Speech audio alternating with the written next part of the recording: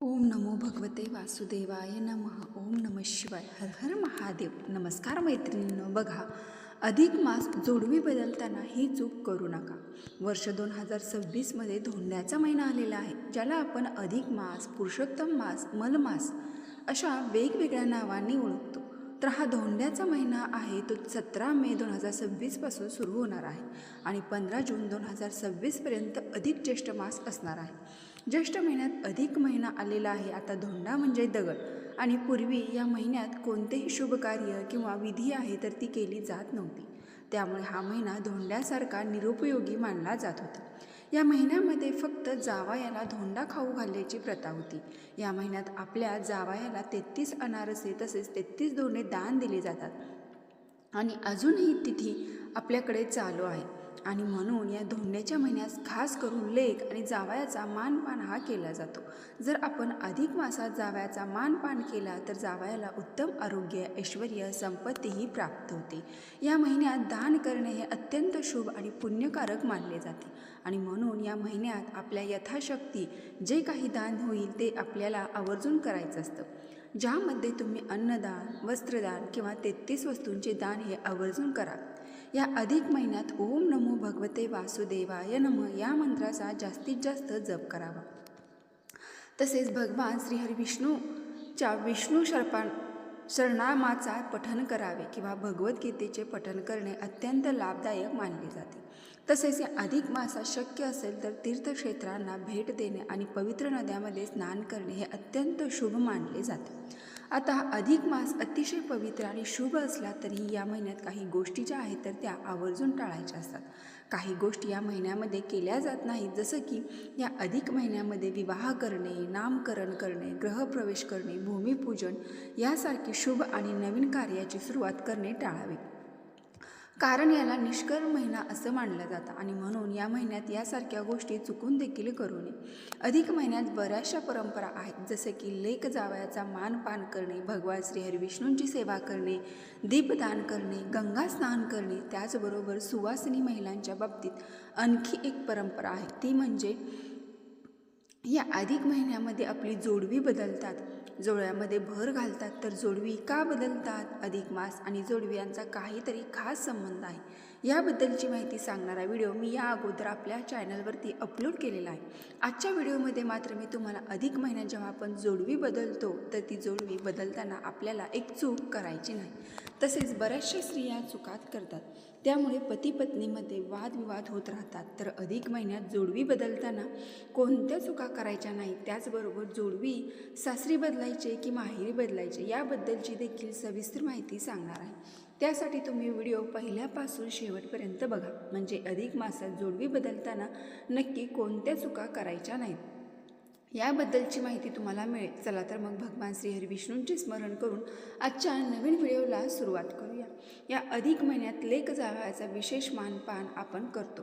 जावयाला 33 अनारसे, बत्तासे यासारखे जाळीदार पदार्थ आपण मान म्हणून देत असतो. तर त्यासोबतच ज्या सौभाग्यवती महिला असतात त्यांनी या महिन्यामध्ये आपल्या पायातील जी जोडवी असतात ती जोडवी बदलायची असतात. खरं तर जोडवी म्हणजे सौभाग्याचे लेणं आहे. 16 शृंगारापैकी एक शृंगार म्हणजे जोडवी आहे. विवाहित स्त्री आभूषण म्हणजे जोडवी.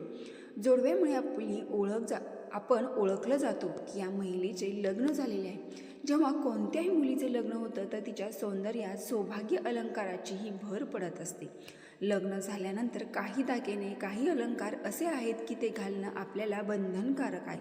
जसं की गळ्यात मंगळसूत्र घालणं, पायात जोडवी घालणं, त्याचबरोबर कपाळावरती कुंकू किंवा टिकली हे सौभाग्याच्या खुणा आहेत. तर ही जी जोडवी आहे ती जोडवी अधिकच्या महिन्यामध्ये आपण बदलायची असतात.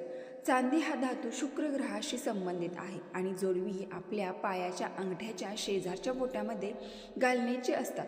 म्हणजे अंगठ्याच्या शेजारच्या बोटात घातल्यामुळे अंगठ्या शेजारचे बोट, त्याची नस गर्भाशय यांच्याशी जोडलेली असते, हृदयाशी जोडलेली असते, म्हणजेच आपल्या गर्भाशयाला नियंत्रित ठेवते, आपल्या रक्तदाबाची पातळी संतुलित ठेवते, आपल्या शरीरातील प्रजनन क्षमता चांगली राहते. जोडव्यामुळे एक विशिष्ट प्रकारची रक्तवाहिनी निर्माण होत असते, त्यामुळे गर्भाशयाला सुरळीत रक्तपुरवठा होतो, गर्भाची संवेदनशीलता वाढते.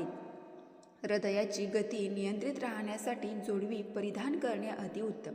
जोडवी घातल्याने थायरॉइडचा त्रास कमी होतो असे शास्त्रात सांगितले आहे. तसेच मासिक पाळीमध्ये येणाऱ्या अडचणी हळूहळू कमी होतात. त्यामुळे चांदीची जोडवी आपण जेव्हा घालतो, चांदीची जोडवी म्हणजे अंगठीसारख्या रिंग असतात, त्याचा दाब त्या नसेवर पडतो आणि गर्भाशयातील जे काही ॲक्युप्रेशर आहे ते नियंत्रित राहण्याचं काम होतं. त्यामुळे ही जोडवी प्रत्येक स्त्रीने घालणे हे बंधनकारक आहे. पण जोडवी आपण जेव्हा बदलतो तर ती बदलताना आपल्याला काही चुका करायच्या नाहीत. जसे की आपण जेव्हा जोडवी बदलायला जातो अधिक महिन्यामध्ये, तर बघा बऱ्याच महिला स्त्रिया काय करतात तर अगोदरची जोडवी बदलतात, त्याच्या पायातली जी जोडवी आहे तर ती जोडवी दुसऱ्या स्त्रीला देऊन टाकतात. आपली बहीण असेल, नणंद असेल, आई असेल, वहिनी असेल, कोणत्याही स्त्रीला बदलतात. किंवा मग तुम्ही जेव्हा जोडवी बदलत असाल तर ती जोडवी बदलताना तुम्हाला जर एखाद्या स्त्रीच्या पायातील जोडवी आवडली असेल तर तिच्याकडून तुम्ही ते मागून घेऊ नका. सेम डिझाईन तुम्ही सोन्याच्या दुकानातून बनवून घेऊ शकता. जोडवी बदलताना आपल्या पायात घातलेली वापरलेली जोडवी चुकूनही दुसऱ्या स्त्रीला आपण द्यायची नाही. आपली जोडवी देखील कुणाला द्यायची नाहीत, मग ती वापरलेली असो किंवा नसो. आणि दुसऱ्याची वापरलेली जोडवी देखील आपण वापरण्यासाठी घ्यायची नाही. त्याचं कारण असं की आपण आपली दुसऱ्यांना जोडवी दिली तर आपल्या नवरा बायकोच्या नात्यामध्ये दुरावा निर्माण होतो. नवऱ्याच्या डोक्यावरती कर्जाचा बोजा वाढतो. नातेसंबंधामध्ये नकारात्मक गोष्टी घडायला सुरुवात होते.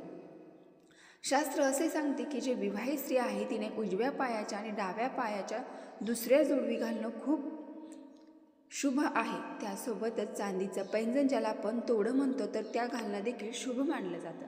कारण चांदी ही लक्ष्मीचं स्वरूप आहे आणि शक्य होईल तेवढे या अधिक महिन्यामध्ये तुम्हाला चांदीची जोडवी, चांदीचे पैंजण, चांदीच्या मासोळ्या, बिछवे, जसं शक्य होईल त्या वस्तू तुम्हाला खरेदी करून पायामध्ये घालायच्या आहेत. काळजीपूर्वक आपण हे दागिने परिधान केले पाहिजे. जर ते आपल्याकडून हरवले तर आपल्या जीवनावर देखील त्याचा नकारात्मक परिणाम होत असतो. बघा, महिलांच्या पायांच्या बोटाच्या नसा असतात तर ते गर्भाशयाशी जोडलेल्या असतात. त्यामुळे उजव्या आणि डाव्या पायाच्या दुसऱ्या बोटात जोडवी आपण घातली पाहिजे. काही जण पण जोडवी आपल्या अंगठ्या शेजारच्या बोटात असतात. त्याचबरोबर पायामध्ये कधीही जोडवी सिंगल घालायची नसतात, तर ती जोडवी जोडीने घालायची असतात.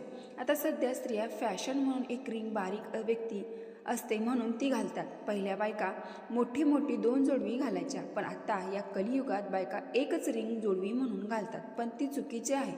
जोडवी ही जोडीनेच घातली पाहिजे. त्याचा अर्थ असा होतो की नवरा बायकोची जोडी म्हणजे जोडवी म्हणजे जोडा.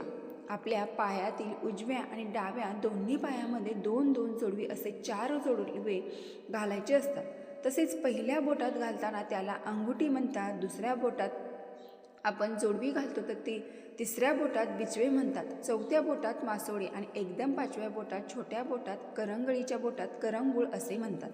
असे दागिने असतात पायामध्ये घालण्याचे, परंतु आपल्याकडे सहसा जोडवी आणि मासोळीच घातली जाते. जोडवी म्हणजे फक्त एक दागिना नाही, तर ते सौभाग्याचं, सुहासिनीचं लक्षण आहे. आता जोडवी भरपूर वेगवेगळ्या प्रकाराची, डिझाईनची असतात, घुंगराची असतात, तर ही एक चूक आवर्जून टाळायची आहे. म्हणजे जोडवी ही वाजणारी घुंगराची जोडवी, आवाज करणारी जोडवी अजिबात घालायची नाही. बघा, शास्त्रामध्ये असेच म्हटले आहे की घुंगराचा आवाज हा मधुर असतो, परंतु वास्तुशास्त्र असं सांगतं की दागिने जीवनात अडचणी देखील आणू शकतात. आवाज नसलेली किंवा खूप कमी आवाजाचे दागिने आपण घालायचे असतात. जर तुम्ही आत्ताच जोडवी बदलली असली आणि आता अधिक मास आलेला आहे, तर अधिक मास तुम्हाला जोडवी बदलायची आहे तर थोडीशी भरसुद्धा घालू शकता किंवा ती जोडवी तशीच ठेवून तुम्ही दुसरी जोडवी अगदी छोट्या वजनाची घेऊ शकता. तसेच पायामध्ये कधीही सोन्याची जोडवी घालू नये. असे म्हटले जाते की सोने हे माता लक्ष्मीला समर्पित आहे, म्हणून माता लक्ष्मीला आपल्या पायात धारण करू नये असे विशेष म्हटले आहे शास्त्रामध्ये. तसेच तुम्ही जोडवी बदलणार असाल तर आवर्जून आवाज करणारी जोडवी, सोन्याची जोडवी किंवा डिझाईनची जोडवी अजिबात करू नका. एवढा एक नियम तुम्ही आवर्जून पाळा. तर मैत्रिणींनो, व्हिडिओ पूर्ण माहिती आवडली असेल तर आपल्या चॅनलला नक्की एक लाईक करून कमेंट बॉक्समध्ये ओम नमो भगवते वासुदेवाय नमः, हर हर महादेव नक्की टाईप करा. धन्यवाद.